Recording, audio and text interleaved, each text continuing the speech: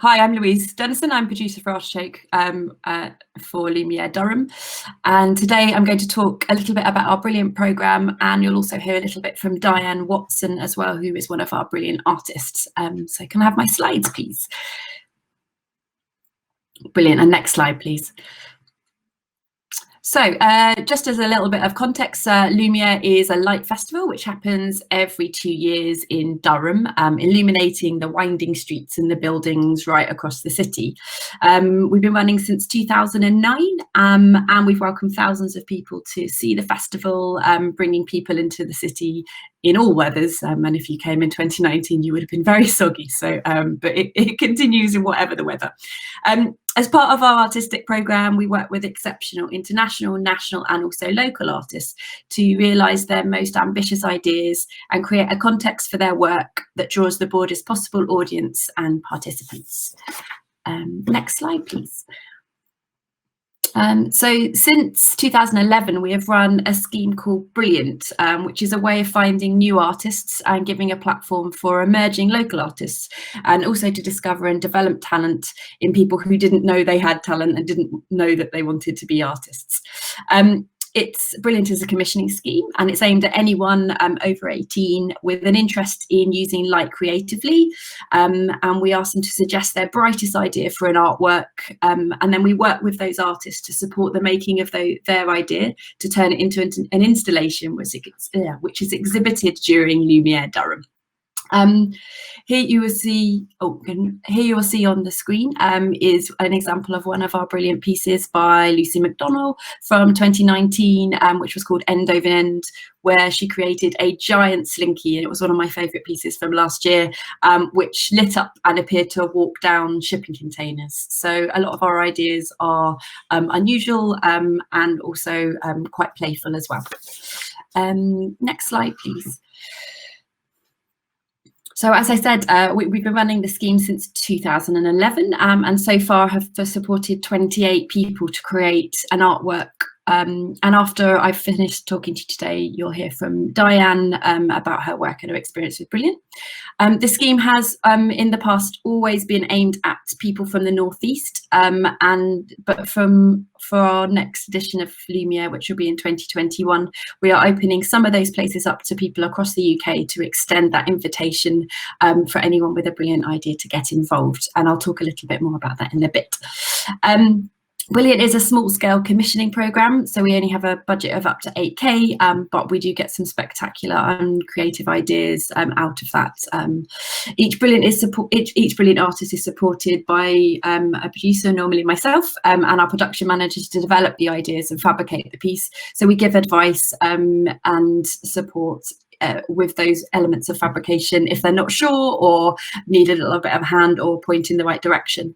It just means that it doesn't matter about the level of experience the artist has or if they're very used to a process. We only give the support that they need, and we work very, very closely to make sure that those ideas are realised. It really depends on the individual, so the whole scheme is completely bespoke, and we make sure that we maintain that support right from the beginning all the way to the end, and also after, in helping with networking and giving them support on how they can put their artwork out to other festivals to exhibit. At the end of the process, the artist owns and gets to keep their artwork, and a lot of our artists have gone on to tour across other festivals in the UK, across some of the Lighting Up the North network festivals, and also internationally. So the piece you can see on your screen is by Mick Stevenson, and he was one of our first brilliant artists. And when he applied to us, he was working in the building industry, and since creating this piece, which is called Fusion, which is made of lots of recycled materials and LED lights, he's gone on to create over 50 more installations and has exhibited all over the world, and now does this as his full-time job and activity, which is really great.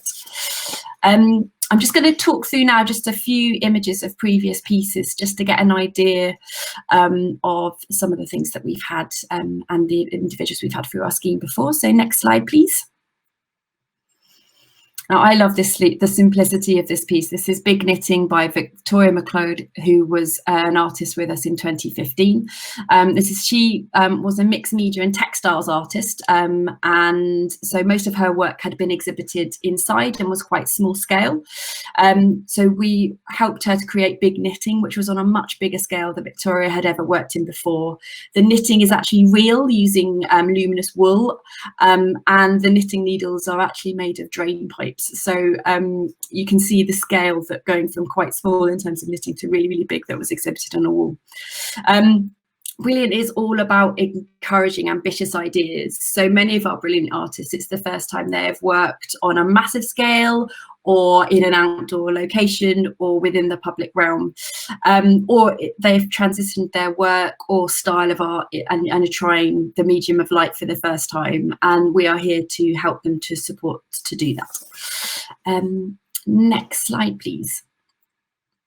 So following on a little bit from the neon session that was this morning, I also thought I'd illustrate a couple of our neon works that we have supported as part of Brilliant.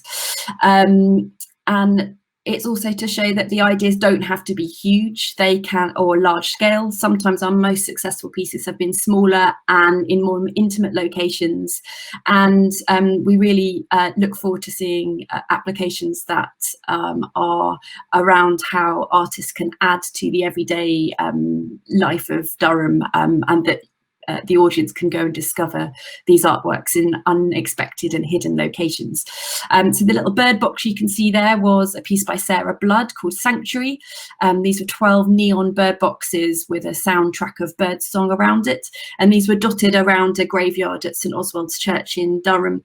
And the idea was that the audiences could walk around the graveyard and explore and spot these pieces. And it was quite almost like a little neon treasure hunt. And then also we have Robin Wright's neon bikes, and this was to look at them reflecting the joy of cycling, and were installed in a location to look like actual bikes chained to a railing. Robin was a student at Cleveland College of Art at the time, and Brilliant enabled her a chance to experiment and again to think on a bigger scale, and also to get her work seen by thousands of people who are attending Brilliant. Next slide, please. Before we hear from Diane, I'm just going to do a very quick little advert, as we're launching the Brilliant scheme for 2021 in January. So I just wanted to talk through our plans for that. We are opening applications for our programme next year to include not just people from the North East, but from across the UK.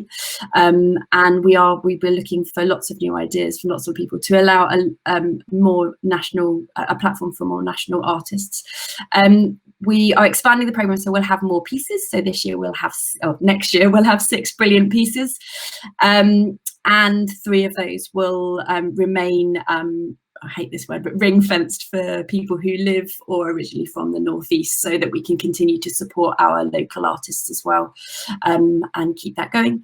And also the other side of things, which we've listened to a lot of our brilliant artists who've come through the scheme, and we are developing a more formal programme of support to look after our brilliant alumni once they have worked with us. So looking at ongoing professional development or professional development as they're working with us, as well as ongoing mentoring support.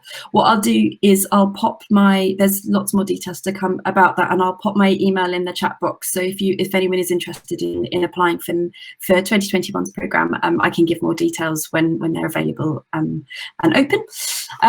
We're now going to hear from Diane Watson, one of our brilliant artists from 2019. And I keep saying this, but this was one of my favourite pieces. And we really love working with Diane's process and approach, and how she uses recycled materials and found objects in her work.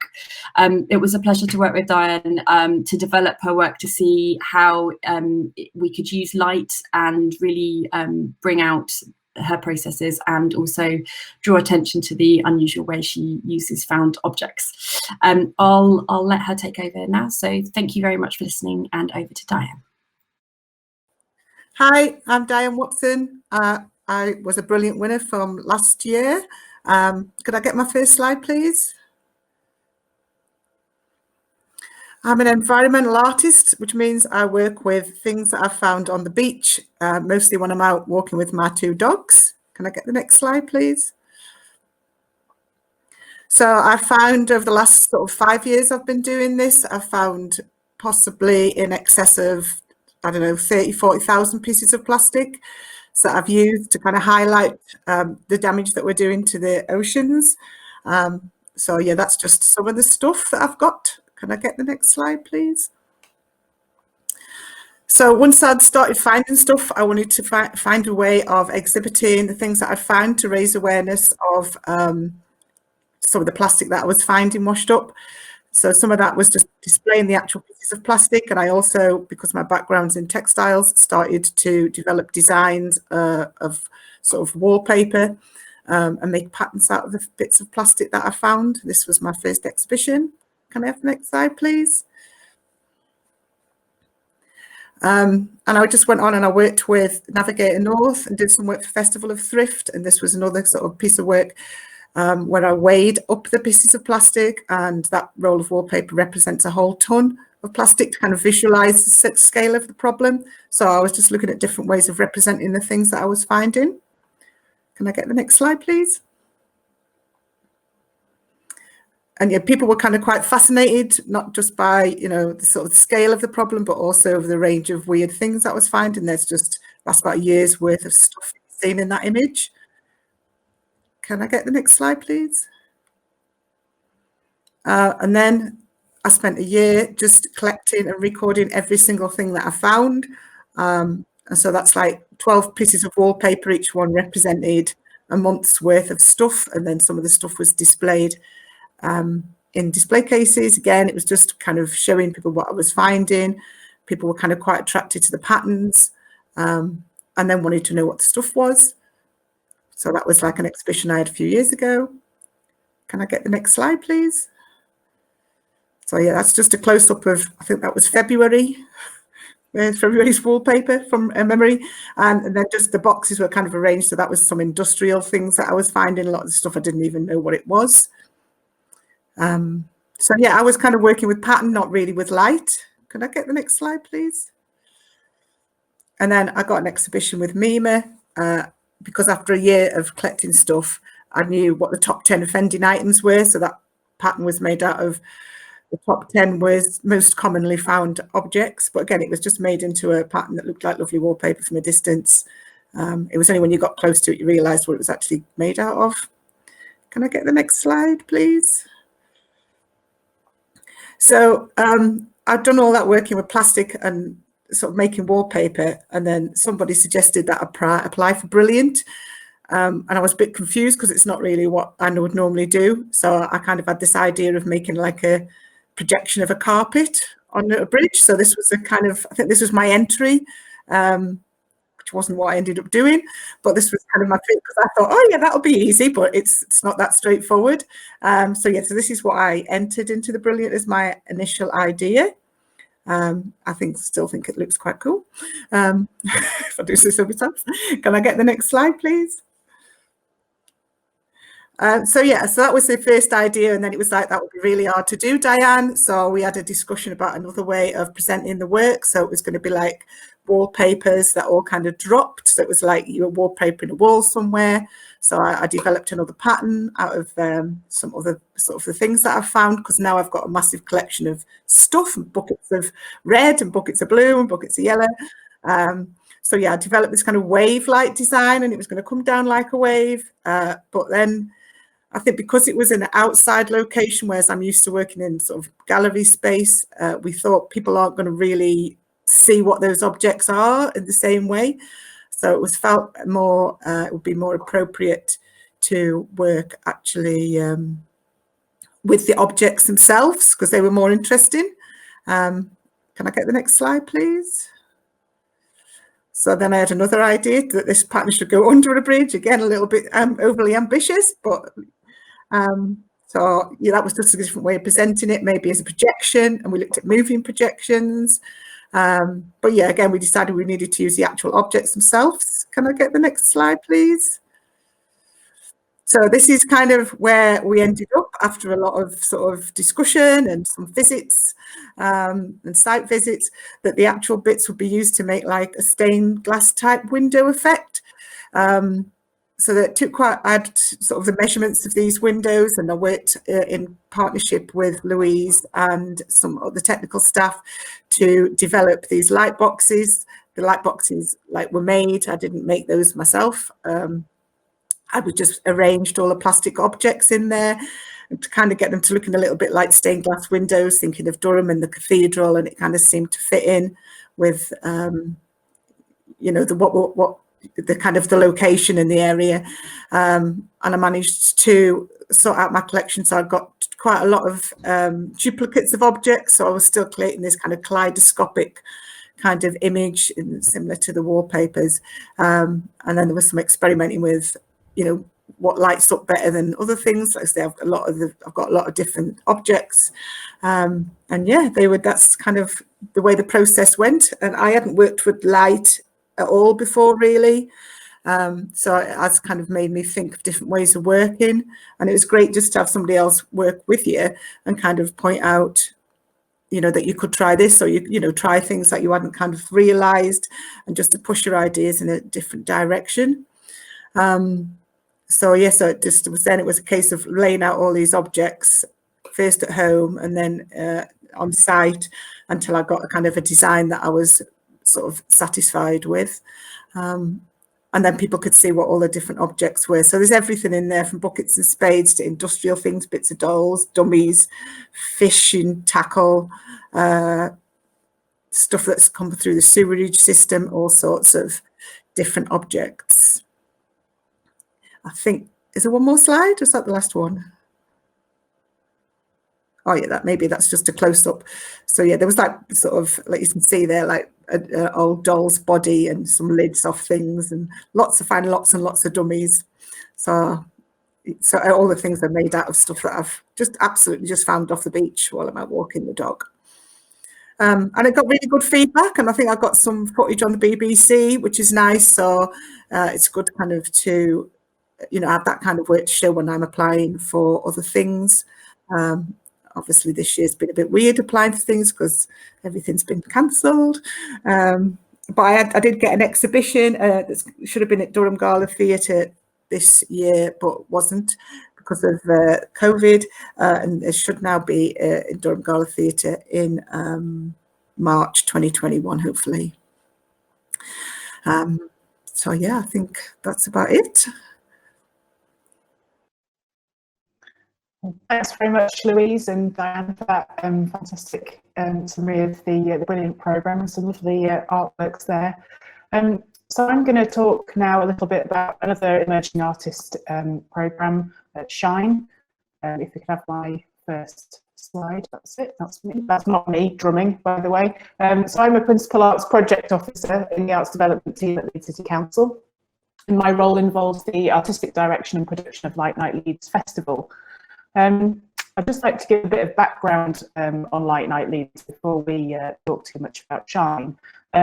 Light Night's a multi-arts light festival, now in its 15th year, and it takes place across Leeds City Centre over 2 nights in early to mid-October.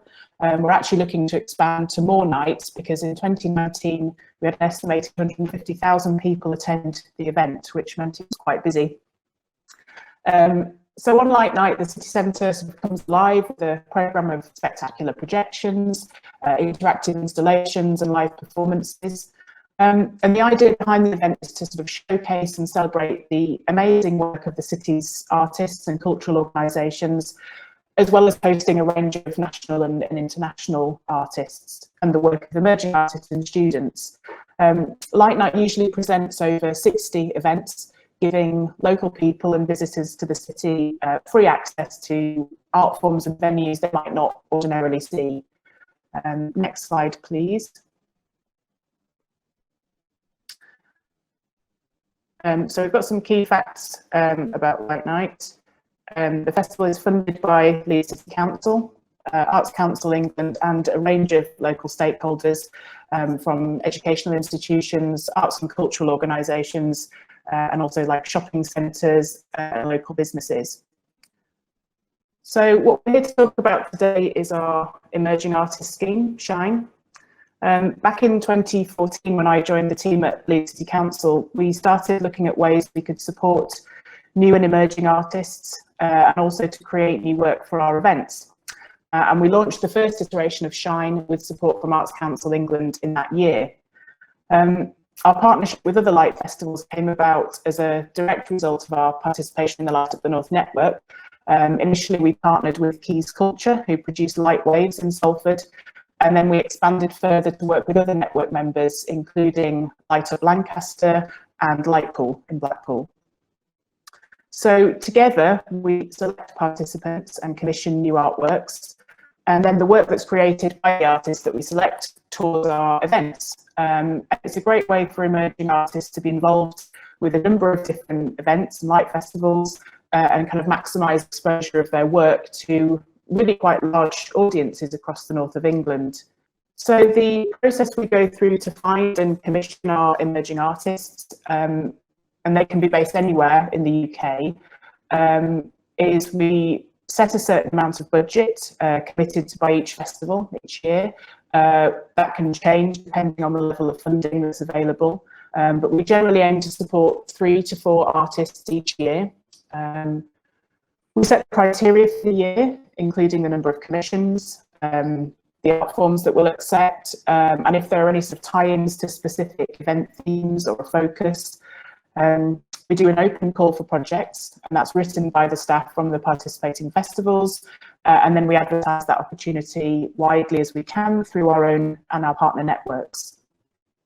The shortlisting and interview process is undertaken by a panel of programmers from the Light Up the North festivals, and then the final selections are made, and some of that's based on site visits and finding suitable venues for the kind of work that's being created. Next slide, please. But it's not just about handing over a budget to artists and kind of letting them get on with it. We recognise that as less experienced artists, SHINE artists often require much more input from us as they go about their projects. So the SHINE programme includes mentoring and training where it's required. And we've found that SHINE artists often need our assistance with things like finding equipment and suppliers, help with budgeting, site visits, working out the practicalities of their ideas. Some of them require assistance with things like map funding applications for more ambitious projects. And we found that they all need support in understanding their obligations around health and safety and completing risk assessments and method statements, more of it. And some of the generic training we've offered over the years are in areas such as marketing their work and showcasing work online, health and safety, as I've mentioned, completing RAMs for events, electrical and fire safety, public liability, working as a freelance artist, so looking at things like tax and NI, business plans, pricing their work, and also, importantly, fundraising, what funding is available, and how to write successful applications. Next slide, please. So SHINE artists are also given bespoke support dependent on their individual needs and requirements. I think this is probably the most valuable aspect of the support offered to SHINE artists because they get to spend time learning from more established artists and practitioners who are working in their particular field, and they also gain some useful contacts moving forward. Next slide, please. So I'm just going to talk about a few examples of some past commissioned SHINE artists. This is Bryn Collective, and they design interactive pieces using new technologies. Next slide, please. So their interactive piece, Fireflies, which is seen here in Leeds Town Hall, was further developed and adapted to be exhibited outdoors for Lightwaves Festival.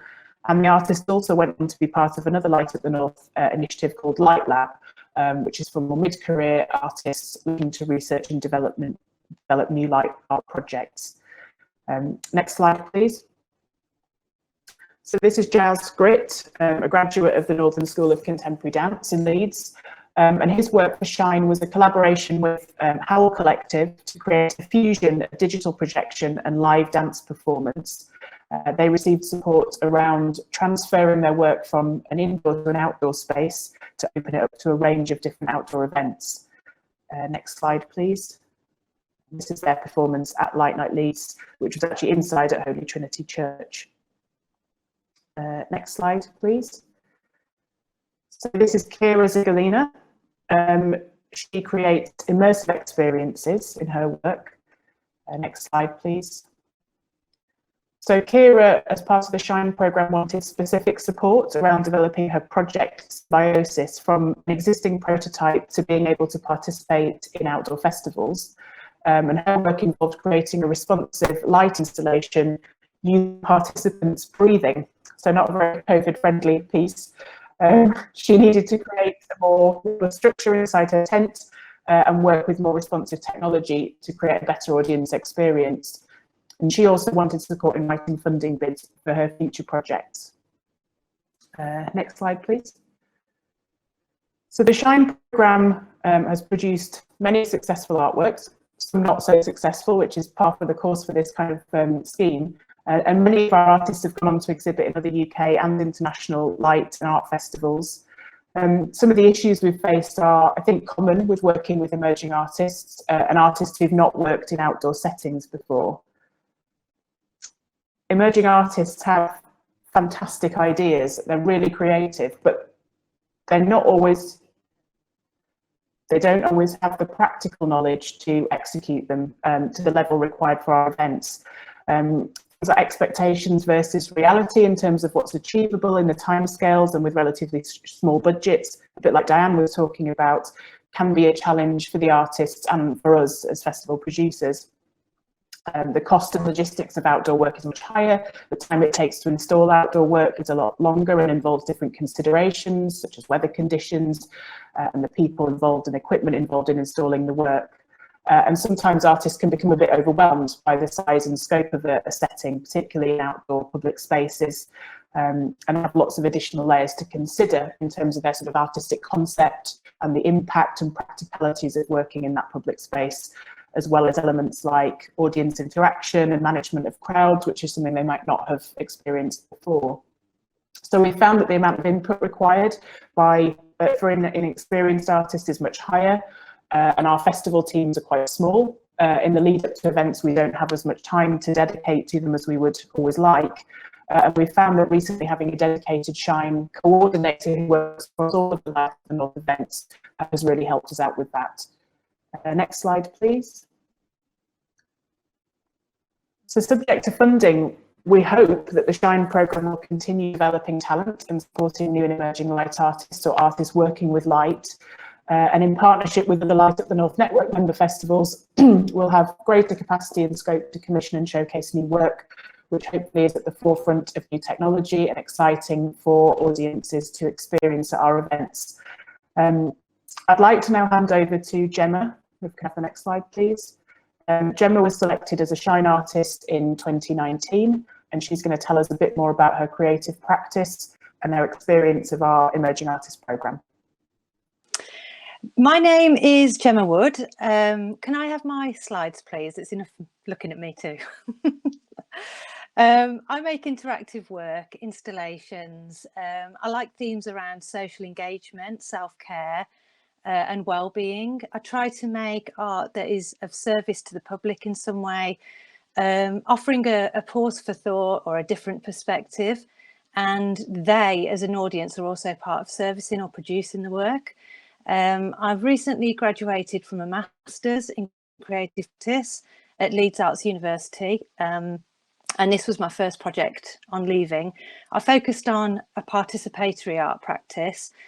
My research was generally about different types of engagement. So in a festival setting, for example, how you get flowing traffic to stop and ponder some really big questions about life and happiness and how you use your time, but continue movement through the work.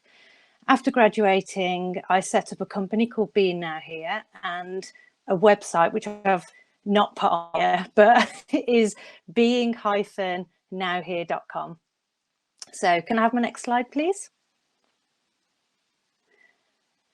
The project I made for SHINE was called The Happiness Sum, and it's based on, from a philosopher, Jeremy Bentham, You may know him as the one who had his body pickled, but it didn't actually work and only his head survived. He was a 19th century philosopher. His idea was to measure every activity before you embark on it. So to gauge the amount of pleasure or pain it's going to inflict on you. His idea was called the philosophic calculus, and he actually had a sum to follow. So I turned this idea into a game. So you think of an activity that brings you a feeling of happiness. It was actually pleasure, but you can understand why we changed it to happiness with this audience, and write it on an acrylic tile like these ones. You write with a chalk pen, then you move through the installation, marking 1, 2 or 3 points for each of his measures. So, for example, if you take intensity, how intense is the feeling of happiness? 1 point for mild, 2 points for moderate, or 3 points for strong. And then you move on to the next measure. So you can immediately see people thinking and questioning in their own mind, conjuring up the feelings they got when they did that activity, imagining themselves and asking each other how intense is intense. It feels like this or it feels like that. There are 7 measures, so the maximum points are 21. It's very simple. And I use neon to highlight the original word used by Jeremy Bentham. I think neon fits. I think neon has been it's been in a lot of talks so far. I think it fits this work because of the brightness and the fun aspect, but also for me with the pleasure and pain thing, I was also thinking of the connotations with that kind of pleasure industry and filmmaking and things like that, which I found quite interesting. The UV acrylic tiles are reusable. They can be wiped down for someone else to use. Obviously in COVID, that's not great either. It's all really low tech. It's easy to install and I can fit it all in the back of my car. I put it up single-handedly. So that was all great. Can I have my next slide, please? I was amazed at how many people wanted to take part. Obviously, I'd not done anything to this scale before. And in Leeds, the first night was 200 people we were counting per hour coming through. And I think when you've got such a diverse audience, it can be tricky to capture different generations. But most of the people that did come in, I think they were attracted by the colour and the neon, but then most did actually have a go. Some spent up to an hour in and around the work, having lots of goes to up their happiness score, trying different activities, chatting about happiness, how they spend their time. There was always a crowd around the tower, which is this bit here behind me, where all the responses were displayed. They really enjoyed looking at what each had written. In Lancaster, because it was a smaller confined space, we made a direct path through the crowd so the crowd could follow a pathway. I couldn't believe there was a queue all night around the building. People in light festivals really wanted to, well, they do want to interact. I think they almost expect to interact with artwork, which is amazing. I think especially when it's their own voice or story or experience. It's an incredible way for the public to engage with art in a participatory way. People said the low-tech approach was refreshing and different, so I was quite pleased with that because I don't really do digital.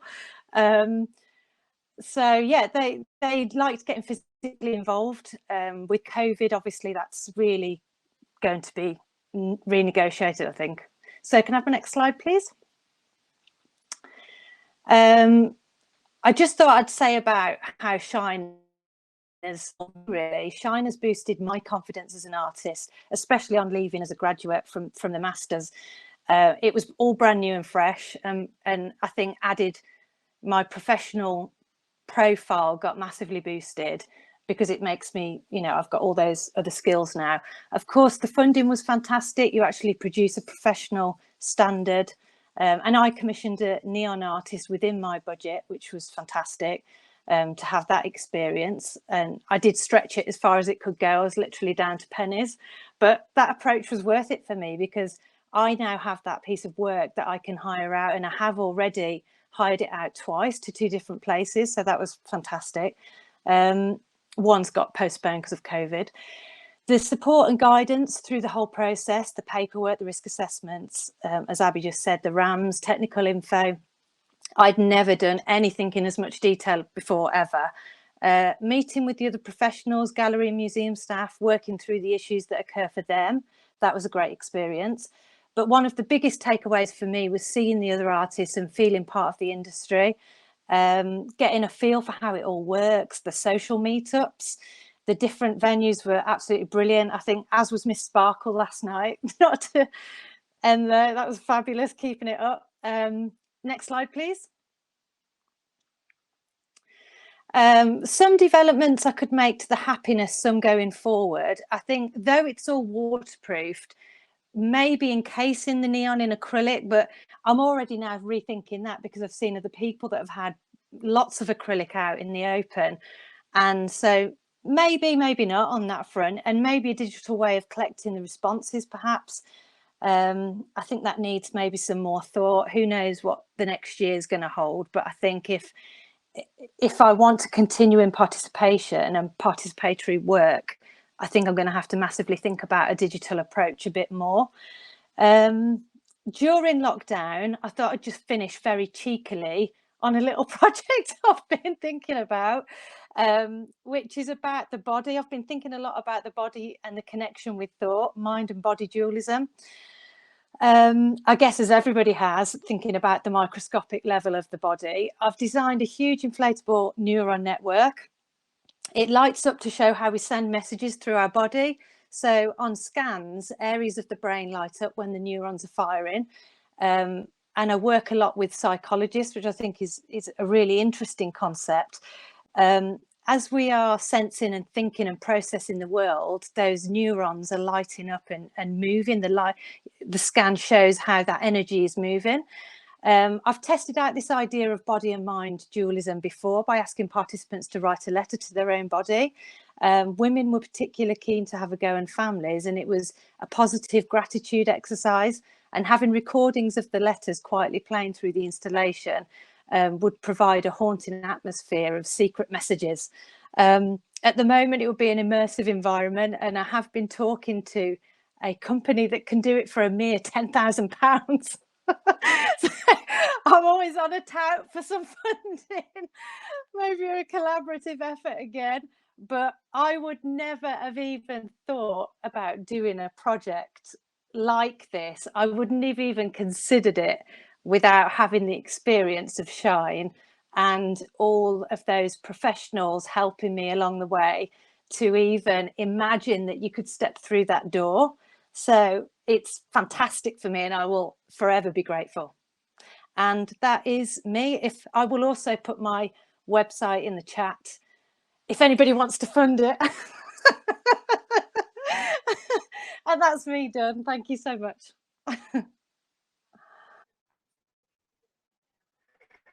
Thank you, Gemma. That was great. It was a real pleasure having you as part of the Shine project in 2019, and we'll look forward to seeing how that new project develops.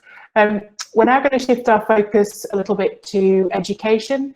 One of our network partners, Keys Culture, who produce Lightwaves Festival in Salford, have been working with second-year students from the University of Salford, working in arts and digital media and animation. Their current Mystery Word project, which you can check out, is happening now online, was given to students as a catalyst for new work. And Annabeth Robinson, who's the programme leader for the BA Honours Animation course, is going to talk a little bit more about this partnership.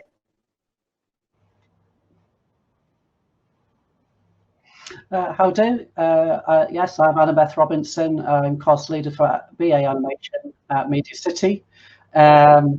We're currently in our remote teaching, so I'm actually in a basement in Leeds. So our students have literally completed their animations yesterday, so this is all hot off the press. So I'm going to switch my camera off and go across to the screen. Share screen. There we go. Okay, so what I would like to talk about is a module called Creative Collaborations. And as it was mentioned, this is a module that's shared by several courses at University of Salford on the BA undergraduate programmes. And I'm going to talk you through the journey, particularly of the animation module, because this is the first time we've worked with Keys Cultures. There has been a relationship in the past with the fine art course and dance and stuff like that. But this is quite significant, our first time doing a live project with Keys Cultures, because we've always seen there was a great opportunity for doing that. So if I go on to the next slide. So I'm going to go to our biggest elephant in the room. When we were planning this, and I think if there's one big takeaway I would like to say for festivals or artists working with HE, the earlier the better. Get us kind of engaged so we can kind of fit it into our academic curriculum. So we were thinking and talking with Key Cultures well back before COVID. And at the time, I was hoping to move animation and get students to engage with things like projection mapping, but also emerging technologies like AR and VR, which would have been awesome for a kind of light waves festival that we would have on the campus.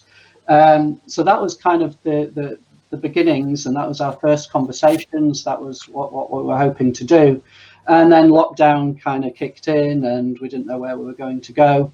And everything kind of went quiet until we were starting to plan our curriculum for September onwards. And I got back in touch with Gemma and Rachel and said, okay, is Light Waves going to go ahead in some format? And that's when the Mystery Bird project arose, with this idea of a travelling project, and we were going to kind of get into that thematic. It also made us mindful that because we were trying to bring this project into a module where it was assessed, we also had to make sure the students could deliver something both for the client, being Keys Culture, but also something that was could be completed if we were still going to be remote teaching, if we could be back on campus, or if there was another lockdown.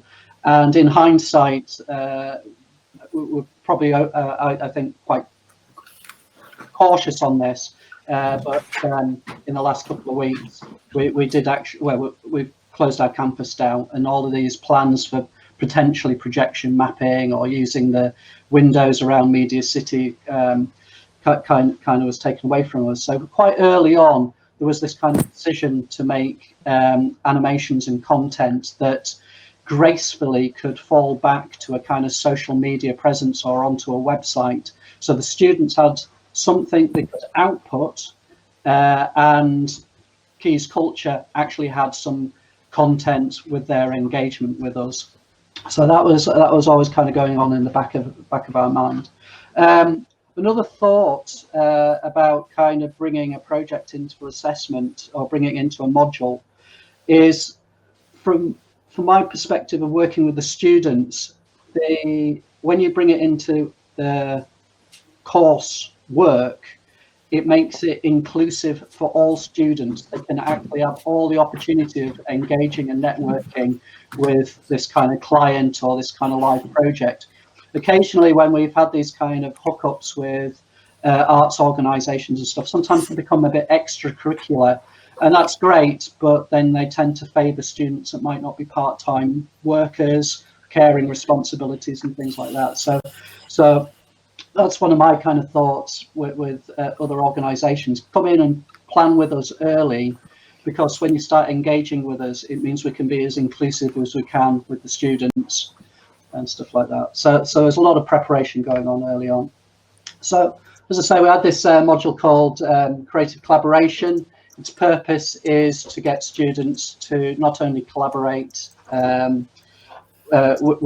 within their own team, but they collaborate with other courses and then kind of clients. And this is a second year module, so in my mind, really, they're still kind of first years. And this is getting them to develop their first engagement with a real live brief with an audience, with deadlines, and and other kinds of professional responsibilities. So the students worked in teams of 6, working with Mystery Bird as the kind of thing to respond to. And very early on at the start of the term, Gemma came in and talked about what they were doing with the Mystery Bird touring installation itself.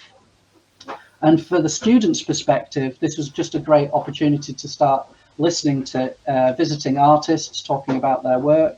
Later on in the module, Illuminos came in and Rob talked about their work. The students, through this kind of engagement with a partner, allowed our students to pitch ideas, and later on have opportunities to have their work reviewed before completing the module. So from my kind of teaching perspective, generally these kind of modules, they would kind of produce work and then hand it in. Here there was kind of internal formative points of contact with someone that wasn't a teacher, and it got them to develop their kind of professional soft skills, being prepared to be able to talk about their ideas, why it kind of resonated with the Mystery Bird project and things like that. So with our teams, I've got on this year 28 students, sorry, and we kind of had a multitude of projects, and I gave the openness for the students to approach their preferred medium of animation. So we've got a mixture of 2D, 3D animation, and hybrids where kind of 2D and 3D was kind of combined. So this is the first time the students had actually kind of come together from discrete modules and applied them to a project where they had to come up with an idea, produce it, do the concepts, edit it, and then get it out there to the client. Usually by the end of the first year, they might have only just picked parts of that kind of pipeline. What was good about working in teams and what was nice is this was kind of mirrored by watching the Mystery Bird project come alive, because the students were kind of seeing the bird cage coming alive, the fabrication of that, the paper birds, the converting that into an animation, and then kind of doing the projection. So the students were kind of seeing how their team was working, and especially with all the ambiguity of working within this kind of coronavirus issues, where things were having to be tested, prototyped, maybe having to kind of change. So the students kind of were realizing that this wasn't just a simulation, this was what was kind of happening out in the real world, and the students hopefully acted accordingly. And it got them in a team to kind of focus quite specifically on areas of interest as well. Some students like to do concept art and storyboarding, others like to do the technical exercises and the bringing it together, rendering and post-production. As I say, not only collaborating externally, but collaborating internally in the university. This was also a great opportunity, and the first time our students started collaborating with the other disciplines in the university, and we got a really good kind of dialogue going and relationship with the music students, getting these animations scored with their own kind of bespoke music. And again, this reinforces them having to do all the planning, preparation that goes into trying to develop a professional project. Just from my perspective, animation itself has been quite a robust industry in its reaction to when we went into lockdown. Generally, the animation industry itself tends to be quite global. They tend to already be using remote software or remote ways or cloud-based ways of working. So rather than kind of get caught up in kind of going, coronavirus is having an impact on our education, it was more kind of actually what's the virtues here, what's the features, what's probably going to be kept after the status quo of going back to normal. Already there was a trend in the animation industry to go to this kind of remote ways of working, so we just built it into the course. We've got students learning again digital skills in using Trello and Slack or Discord, cloud storage, just to kind of work remotely, So if we again had a lockdown on campus, it didn't stop the production from continuing, and we could still deliver to Keys Culture. So here we go. I'll show you some of the animations. These are some little snippets from that. Hopefully the sound will come through.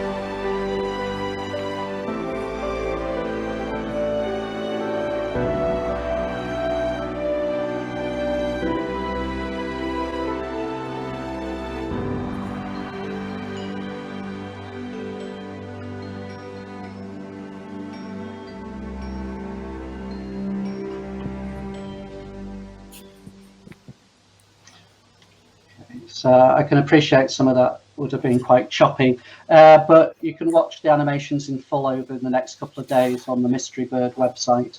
So what was good there is the students took ownership. They developed their own aesthetics in the teams, doing, I would say, 2D, child-friendly kind of projects, quite sophisticated 3D explorations and things like that. What was really nice to see is this was produced within 2 months as well. Which is a very quick turnaround for animation to come up with an idea and execute it. Oops.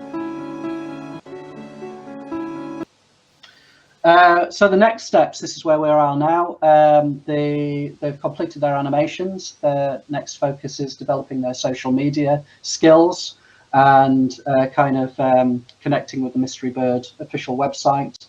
So again, this has been a great opportunity for the students to develop these kind of marketing skills, advertising skills, and getting their work kind of out there. So some, like I say, quick takeaways. Yeah, students, it's great to always have a live experience of a live brief. With that, it brings working with partners.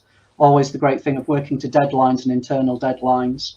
The task itself makes them more aware of an audience and probably the kind of even their compliance they might have to do if they're kind of making stuff for children or family friendly. As I said, with the websites, lots of soft skills is developed around it. As a project, not only just with coronavirus, but with a fine art brief, generally my animator tends to do more kind of commercial fare.